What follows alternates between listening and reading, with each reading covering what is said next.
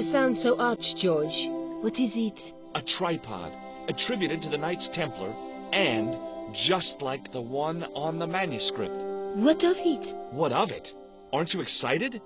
The tripod was found in Ireland. It sounds like a long shot to me.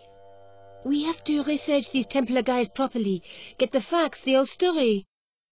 And find their treasure.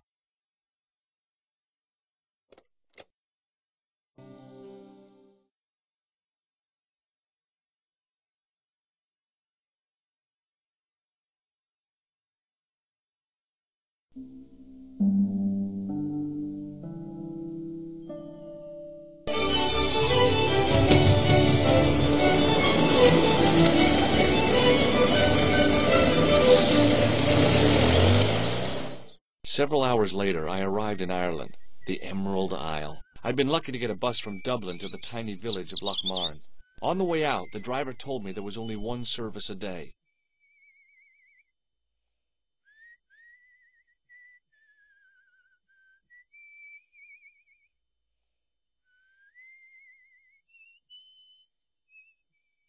Hi there. What? What's your name, kid? Who are you calling kid? Who the hell are you? Rosso's the name. Murder's my game. Are you a detective? Let's just say I'm here to find the truth. Cool. Just like on the telly. Cut the crap and tell me your name. Liam McGuire.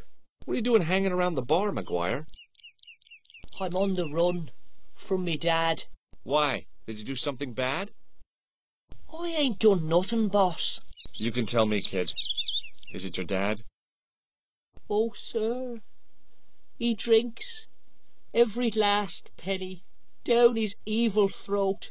And there's me poor old mother, bedridden and dying of presumption. I tried to buy her medicine.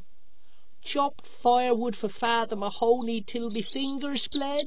The old skinflint cheated me too. But I took the pennies he gave me back home. Look, Ma, says I, see what your darling son has earned with his own sweat and blood. When suddenly me dad appears and grabs the loot. I'm off to Dublin heavy drinking, says he. Watch out till I get back. That's why I runned away. Something in the grin on his face told me he wasn't being strictly truthful. Compared to him, Huckleberry Finn was a candidate for Altar Boy of the Year. Have you seen a guy dressed as a clown? Here in Lochmarn, they all dress like clowns. The man I'm looking for is a dangerous psychotic. Jesus. It's just like that film I saw. There's this clown, see, and he's after this kid who saw him kill a guy. He tries to warn the sheriff, only no one believes him. Then, while he's in the tub, the clown cuts him up with a chainsaw. My God, that doesn't sound suitable for a kid like you. Who are you calling a kid? I'm 25. Yeah, right. You're not a day over 14. Oh no, it's 25 that I am. Married with a car and 3 kids. 10 kids if you count the wives. What can you tell me about the castle, McGuire? What do you want to know? Well, can I get inside? No, it's locked up. Does anyone live there? No, only... What? Oh, nothing. You know something about the castle you're not telling me, don't you? No. What is it you're covering up? Is it something you're scared of? I ain't scared of nothing. I'll give you one last chance to tell me about the castle. Oh, yeah? And what if I don't? Then I'm taking you back to school. Oh. There's a ghost. It's called the Phantom of Lochmarn. You're not telling me you believe in ghosts, are you? Mister, I seen it with me very own eyes. Last Tuesday night, I went up to see what that dig was about. I just reached the top of the wall when I hears this awful noise. What sort of noise? A horrible snuffling and snorting, like O'Brien's pig, only worst. It was coming from inside the castle. Did you find out what was making the noise in the castle? No fear. I just sat there on the wall like Humpty Dumpty. The moon was cracked and greasy like an old dinner plate. The yard was full of shadows. I could have been hiding anything. I would have gone home, but my legs had lost their stuffing. See you later, kid. Okay, mister. Hey, McGuire. What do you want to know? Did you get to see the ghost? Indeed I did. And a fearsome sight it is too. I sat on my arse, waited while the moon went down. Then out it comes from the shadows, all grey and tattered and hunched over like an old bent willow. Then I hears this spluttering and splashing and horrible laughter in the dark. I was so scared. Why, I fell off the bloody wall. I'm sure there's a rational explanation for what you saw at the castle. There is. The bloody place is haunted.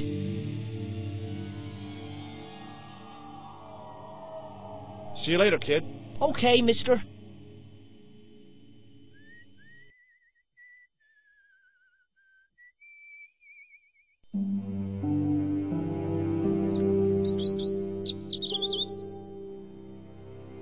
Hi, do you speak English? Well, now, what if I was to say no? An implication of cognizance shrouded in denial. A pretty poser of a paradox indeed. I gave him the look I'd perfected when I was 12 and was going to be the greatest hypnotist of all time. It was a killer. Are you attempting to hypnotize me, or is it the constipation you're suffering? I was a little out of practice.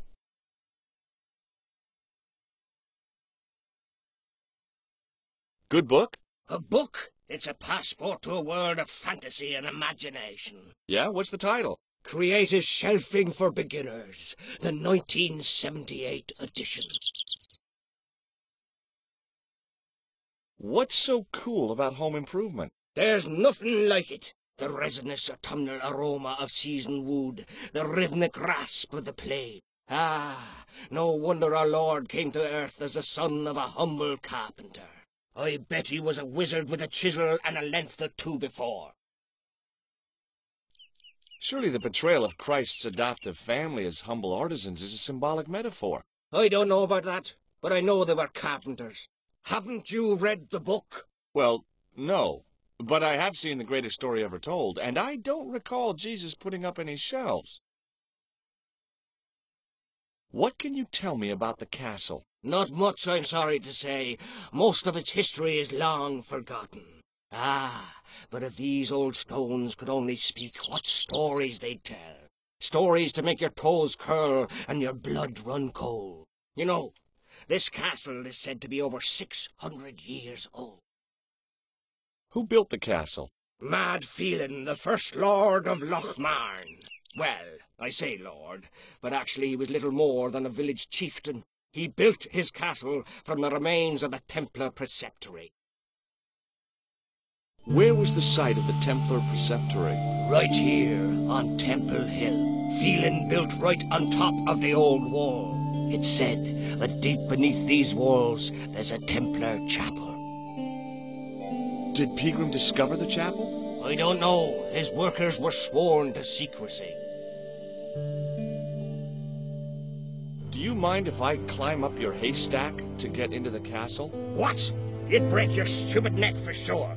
Do you think I'd stand by and see your brains dashed out? I'd be very careful, and I promise not to sue. You won't get the chance, not while I'm here to stop you. I have to go now.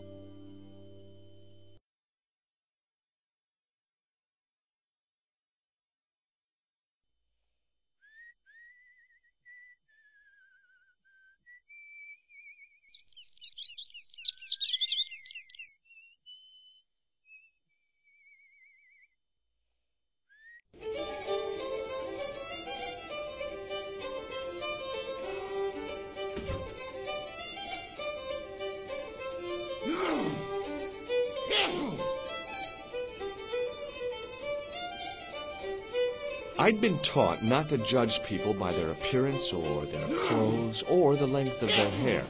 Nobody ever said anything about runny noses.